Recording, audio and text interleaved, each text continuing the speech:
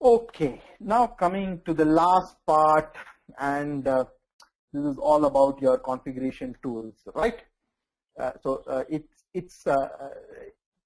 Puppet and Chef has created a big storm on this particular stuff called configuration management. And much before Puppet and Chef came into the market, Yahoo and Google were already in this business with their own set of custom tools. Okay, even before this, there was another tool which today nobody talks about. I do not know whether you've ever come across this tool. So CF Engine was probably the first attempt to create this configuration, and unfortunately nobody talks about it. And you know why this was not a successful product? A very strange reason. This was actually built on using C and C++ code. Okay, so which was not possible. See, that's where a lot of people were put off. Once you write code in those kind of languages, it is never easy for normal people to make changes. But what made Puppet and Chef so successful is the use of the language to develop this tool. It was built on Ruby, and everything was on Ruby. So anybody could who understood who comes from a background of either Python or Perl were able to quickly get onto the development stuff on Ruby, and they could start work on it. Okay, so be it Puppet, be it Chef, right? Chef is the other tool for configuration management. Both were built off Ruby. Now, the one tool which appeals to me basically, though not mentioned in this, is called SaltStack. Okay, now SaltStack. Okay, what makes SaltStack so different compared to these tools is the way it can scale. See, why do we use these tools? Because we have to handle hundreds of servers, right? Sorry, not even hundreds. I'm sorry, thousands of servers. When you want to handle such kind of numbers, then then you should also have your application scaling.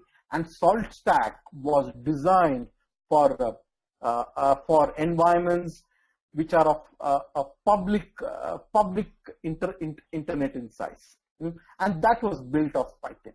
And the other tool, which is again becoming popular, is Ansible.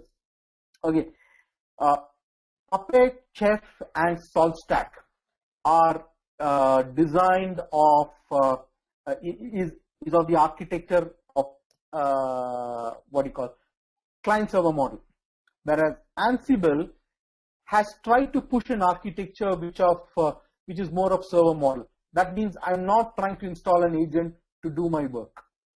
Okay, it's a non-agentless base of model, so it appeals to some organizations that way.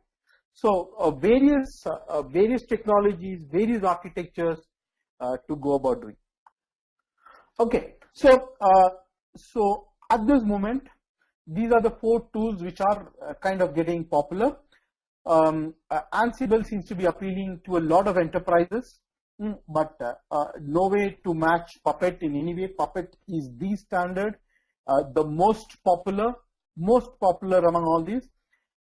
And SaltStack is kind of taking the role more towards internet companies because it can scale in a big way compared to any other tool. So if you have organizations, like as an example, either your Flipkart and Snapdeals and various others, they tend to prefer to use SaltStack compared to use Puppet or a Chef. And Puppet seems to be the standard for enterprises today, and most popular. Okay, most popular among these things. Okay, so I think by now you understand what Puppet is. It's a configuration management tool. Now the word confuses. Because when I say it's a configuration management tool, to many people they think it is CMDB as in ITIL. Definitely not, right? We know that. It's not a configuration management database tool where you'll keep your IP address and host name. Yeah, that is also some kind of configuration, but this is much more than that. It is not an ITIL tool. Okay. You and by now you even know the use cases where you will apply your Puppet as such, right? So let's go. Okay, so why Puppet? It is tough to do this on one node.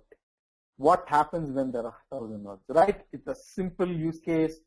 If there are thousands of nodes, today when we talk thousands of nodes, it doesn't mean that we may have thousands of servers. Sometimes you may have maybe 100 or 200 servers, but you have hundreds and thousands of VMs. That's where the catch is, right? When you have VMs and there is uncontrollable sprawl of VMs, the configuration becomes so very complicated. Okay, so a node need not be a physical instance. It can also be a virtual instance. Okay, so that's what we need to understand as well here.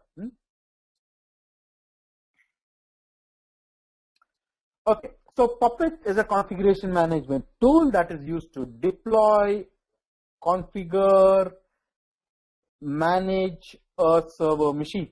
Now, if you ask this question to me, can I use, I told you I can use Puppet to deploy virtual machines. Okay. Now my next question arises, can I use Puppet to install bare metal imaging? That means just like how we use in PXE. Okay, can we do this? We can't, right? Sometimes, so that's where people sometimes get a little confused. Will my Puppet replace even the PXE environment? It can't. Why it can't? For a simple reason, for Puppet to work, once I install my OS, I have to install the Puppet agent, right? So only when the Puppet agent is installed, this tool is ready for configuration. Okay, so you install the Puppet agent, and then the Puppet agent will talk to your Puppet server and pull down all the configuration files. So example, now you see me that every time I want to make a change to my etcresolve.conf, I have to go to each machine, make a change, right? Now I don't have to do that. I can go to my Puppet server and do a push to all these servers to the respective file that I want to push. Or the Puppet agent itself will pull these files when it notices that a new version has arrived. Okay, so as I said, you remember, Puppet is a server agent based architecture. Okay, so it controls all the steps right from bootstrapping to the end of server life. Okay, I just want to qualify this thing. It doesn't do OS installation, but why the statement is there is basically it can also do the complete VM install. When I say when I'm doing a VM install, basically installing the OS itself, right? Okay, can define configuration at the node level, can group them according to roles like web server, database server, whatever, maintain a consistency across node.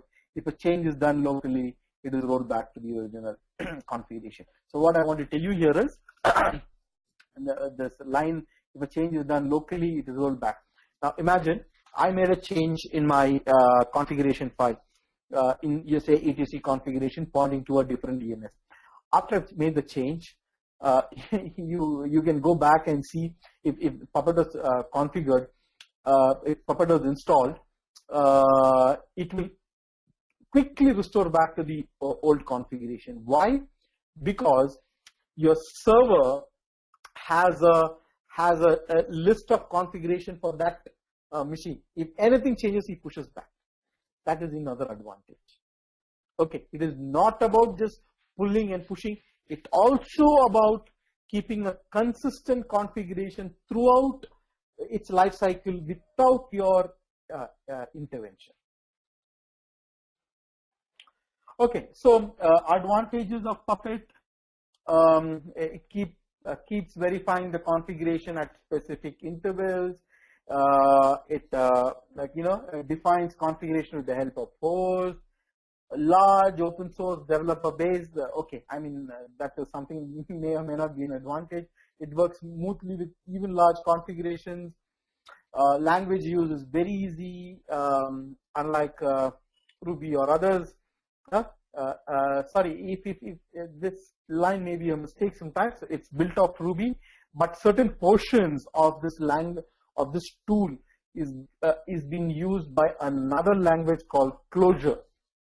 Okay, I don't know how much of that portion has gone into the this environment language called Clojure. So Clojure is a language built on top of JVM. So basically, you require JVM for it to work. So there is a little bit of architectural redesign which is happening within Puppet, and I'm not sure basically why they would want to do. Looking at for me, I mean, I said using the Salt Stack. Salt Stack is such a tool that I'm able to scale in thousands. Okay, they are promising that this tool even go 1,000, but there may be very specific use cases where Puppet might have realized that they would want to go in for such a language. But Puppet is not targeted for internet. I'm telling you, no organization from the internet space prefer to use Puppet. But Puppet is a great tool within an enterprise environment. So today, Puppet as a tool literally does everything what once a while your what do you call this? Microsoft, the System Center Configuration Manager would do, which is updating your OS also. See, Puppet can't do that. Puppet can't do that in a way what the system configuration, this SCCM does, but good enough to install all your applications on top of your OS, and of course the configuration itself, and keep it consistent. That is most important. That means any changes that happens is immediately reverted because of the architecture. There's a server, there's a client, and it keeps in sync continuously. Okay. So, okay. So this is what I was trying to tell you. So Puppet works on a master server model. So Puppet master, this machine contains all the configuration for different hosts. So Puppet master will run as a daemon on this master server. Okay. Puppet agent. This is a daemon which runs on each node and talks to the master. Okay. And the connection between these two machines is made in a secure encrypted channel with the help of SSL. Now, one tool which is in between all of this, see, that is the tool which will actually tell you how much it can scale. It's called the middleware. See, there is a middleware which is connecting your Puppet master, and your Puppet master, your Puppet host. In between, there is a tool called a middleware. So now this middleware is nothing but, it could be anything. It could be maybe I don't know whether you are aware of these tools like RabbitMQ, and you must have heard before this, IBM had a big tool called MQ series and things like that. So it is the middleware actually which defines how much you can scale. So there is another tool in between that, but I think Puppet is using what they have developed on their own. Then, okay, so how Puppet works? So there is a manifest, there is a configuration DB, okay, and this is all on the master side. There is a report closer, there is a file server, and there is a certificate authority which issues your certificate. So your configurator, your agent, console configurator, it evaluates rather than generates a report, and then it sends back. Now, a manifest is where all your files are stored. What manifest is where the configurations are. Let's take an example of that. Okay. Okay. So this is how it looks like. Your declaration of how your files are, and you use one of those languages which are there in the Puppet. Puppets, I forgot the language name. So you to create this stuff, and then you push it across. So, so the following steps are the steps for Puppet config. The client connects to your master server, identifies the configuration according to the client. The master builds the configuration that needs to be applied to the host, compiles it, and makes it ready. The client then pulls the configuration and applies them to the server. So this is how that whole process works. But all these declarations, the configurations, what you do are in normal text format. Okay, so so that way it makes your life a little easy to edit, and you're not making any other configuration changes.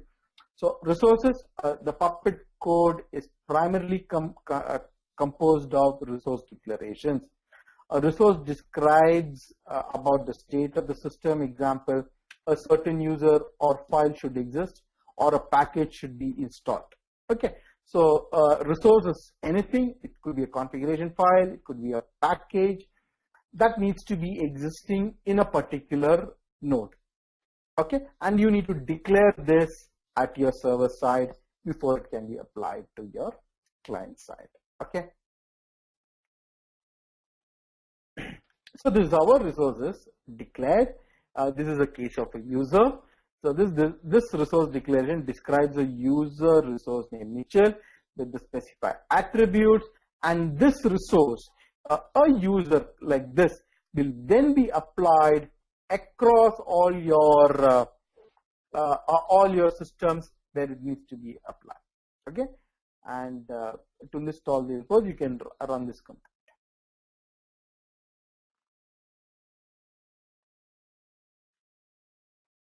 Okay, so Puppet programs are called as manifests.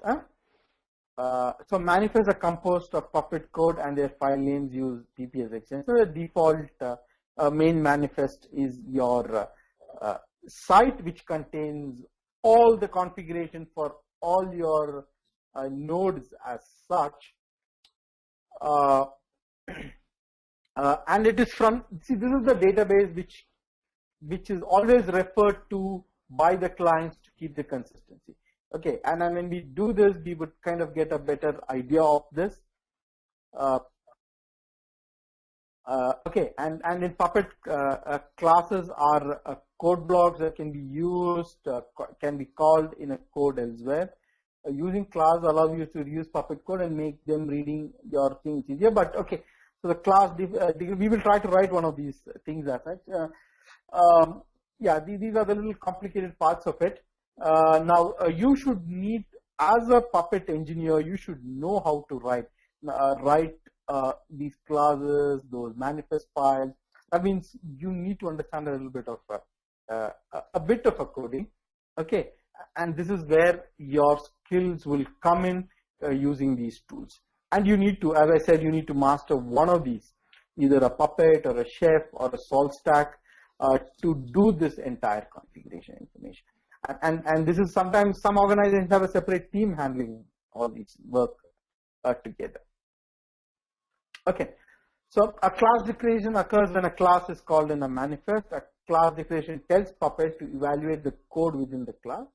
It comes in two flavors, normal and resource-like. A normal declaration occurs when included with the keyword is used in Puppet called like example class, and a resource-like declaration occurs when a class is declared like a resource. Okay, so yeah, so include is to pull it from another place, and here you're actually making it appear within the same file as such. Okay.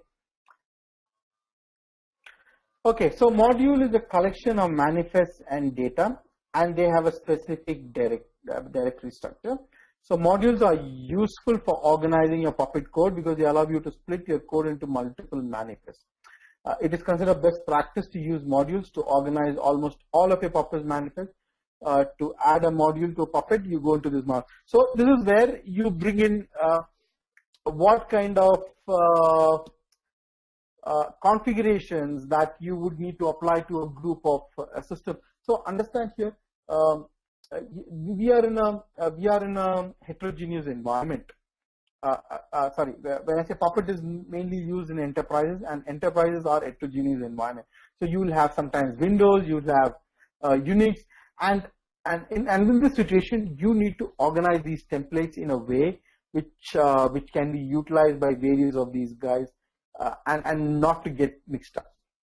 Okay, so sometimes you have separate teams creating and using these, building these modules. Okay.